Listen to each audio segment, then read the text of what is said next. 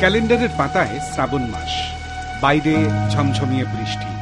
এই মাসেই বাঙালির রসনা স্বপ্ন দেখে ইলিশের। তাই বছরভর এই সময়ের দিকেই তাকিয়ে থাকে মধ্যবিত্ত বাঙালি।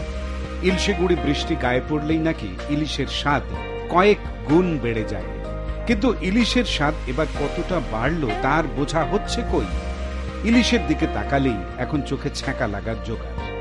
এক নজরে দেখে নেওয়া যাক মানিকতলা বাজারের ইলিশের দাম। 500 গ্রাম ইলিশের দাম 700 থেকে 800 টাকা।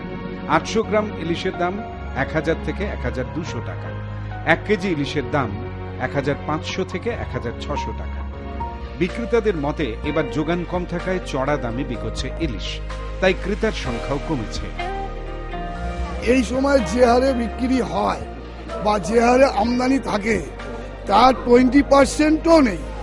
অর্থাৎ বিক্রেতা আমাদের যেমন অসুবিধা হচ্ছে এবং ক্রেতাদের মধ্যেও কিনতে এসে আশা দিয়ে নিয়ে এসে বিরাট নিরাশা নিয়ে যাচ্ছে। চড়া দামের জন্য বিক্রি কমেছে ইলিশের, তাই ইলিশ দেখা আর খাবার মধ্যে ফাঁকটা একটু বেশি টের পাচ্ছেন ক্রেতারা।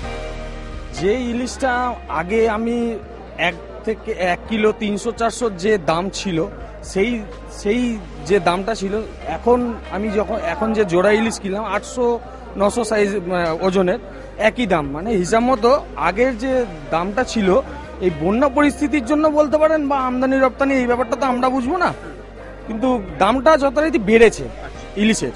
হতাশ হয়েই বাড়ি ফিরতে হবে। মাছের যোগান কম থাকার কারণও সেই বর্ষা। রাজ্যের যে জায়গাগুলো থেকে মূলত ইলিশের আমদানি হয় সেই ডায়মন্ড হারবার, কাকদ্বীপ, নামখানা এখন জলের তলায়। ভারী বর্ষার কারণে দীঘার সমুদ্রেও মাছ ধরতে যেতে পারছেন না মৎস্যজীবীরা, ফলে মাছও তেমন আসছে না বাজারে। কবে ইলিশের দাম মধ্যবিত্তের আয়ত্তে আসবে এখন তা জানার অপেক্ষা। তারপরই বাঙালি আবার মজবে ইলিশের স্বর্গীয় স্বাদে।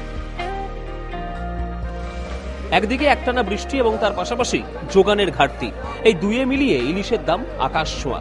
আলিপুর আবহাওয়া দপ্তরের পূর্বাভাস রয়েছে আবার নতুন করে বৃষ্টি হতে পারে রাজ্যে, এবং তার ফলে নতুন করে ইলিশের দাম আরও বাড়ার আশঙ্কা করছেন এখানকার বিক্রেতারা। চিত্র সাংবাদিক প্রশান্ত বসাকের সঙ্গে স্বর্ণেন্দু দাস, আর প্লাস নিউজ, কলকাতা।